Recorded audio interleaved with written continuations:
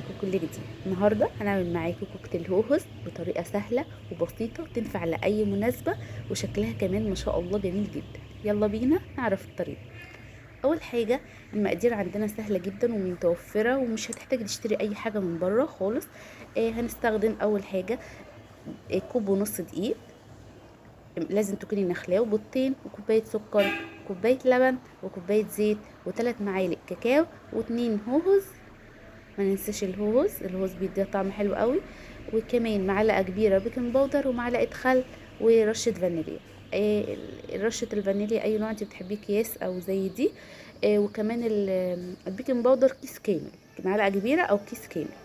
اول حاجه بقى هنبتدي نحط في الخلاط الزيت والسكر واللبن والكاكاو، ونجيب بقى الخلاط ونضرب فيها المكونات بتاعتنا. وبعد كده في مكونات تانية لما نضرب في الخلاط هنضيفها. اول حاجة نقول بسم الله، هنحط السكر في الخلاط، وبعد كده هنزود عليه اللبن. بسم الله. وبعد كده هنحط الكاكاو، 3 معالق كاكاو، اي نوع كاكاو انت بتفضليه.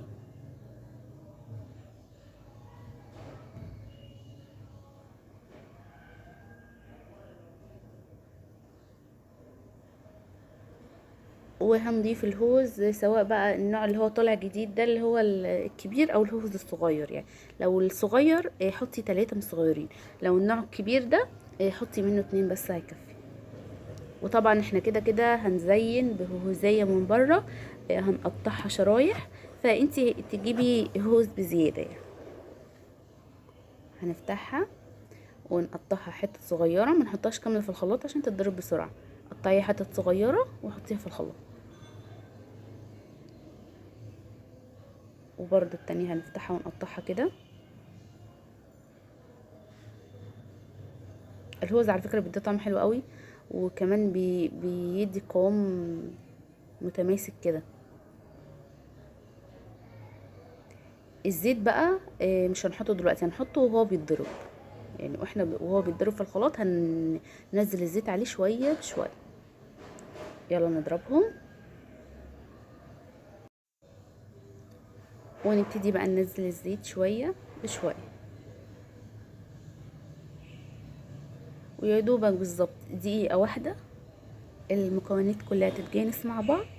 وهنروح طافيين الخلاط، وهناخد كوباية من الخليط ده عشان ده الصوص اللي هنزين بيه من فوق. ده القوام بتاعه اهو. هناخد كوباية، بس الاول نضربه دقيقة بالظبط قبل ما ناخد منه الكوباية اللي هنفصلها منه. دقيقة واحدة مش هنكتر، نتأكد بس ان كل المواد اتجانست مع بعضيها. اهو كده بقى شكله النهائي. نبتدي بقى نفصل كوباية. بسم الله. شايفين ما شاء الله الصوص تقيل ازاي؟ ما شاء الله جميل وتحفة. وده اللي لسه ما حطيناش عليه البيض، يبقى يتاكل كده حلو قوي. بعد كده بقى عشان نعمل بقية الكيكة هنضيف البيضتين اللي احنا مكسرينهم ورشة فانيليا،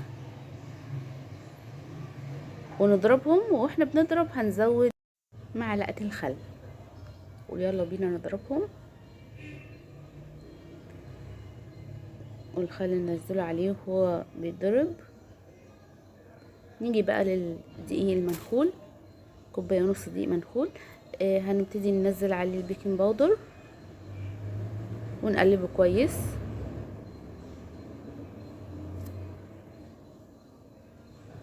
ونطفي الخلاط ونزود الخليط للدقيق. اهم حاجه الكوبايه بس اللي احنا فصلناها نحطها في التلاجة على ما نخلص خالص.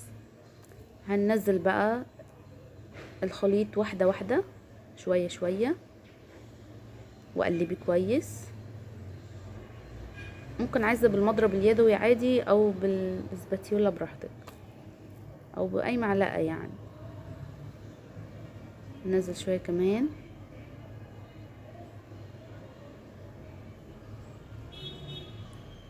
وقلبي كويس.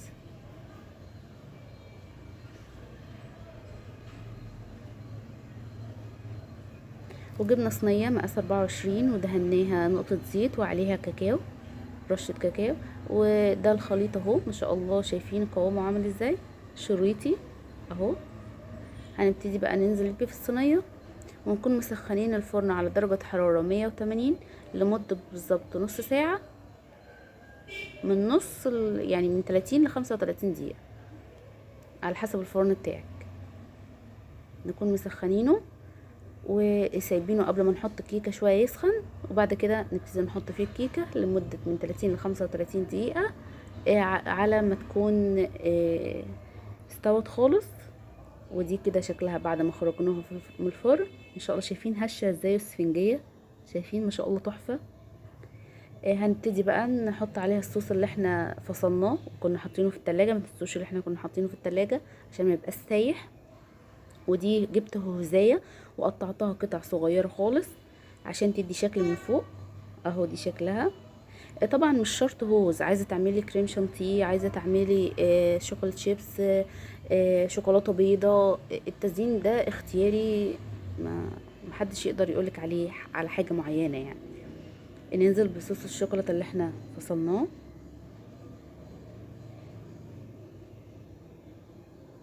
اهم حاجه بس ما تنسيش تحطيه في التلاجة، لان لو سبتيه بره هيبقى سايح مش حلو. دلوقتي لما حطيته في التلاجة بقى قوامه متماسك وسهل ان انتي تفرديه وتتحكمي فيه على الكيكه من فوق.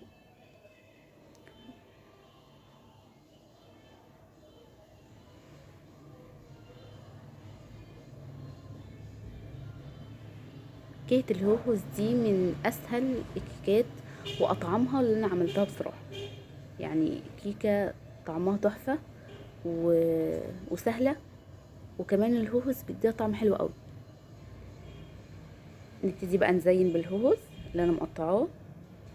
برضو عايزه الاشكال اللي انت حباها برضو، التزيين ده بيبقى حسب الرغبه.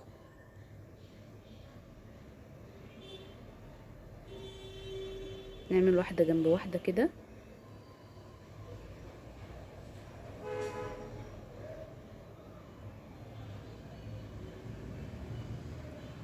عندك بقى مناسبة دي تنفع لعيد ميلاد على فكرة، عندك ضيوف جايين لك بسرعة تنفع برضو. عايزة انت تعمليها لولادك كده حاجة سهلة ولذيذة، ومش هتشتري اي حاجة من بره، بمكونات موجودة في البيت برضو. هيبقى طعمها حلو قوي وهتعجب ولادك قوي وهتعجبهم.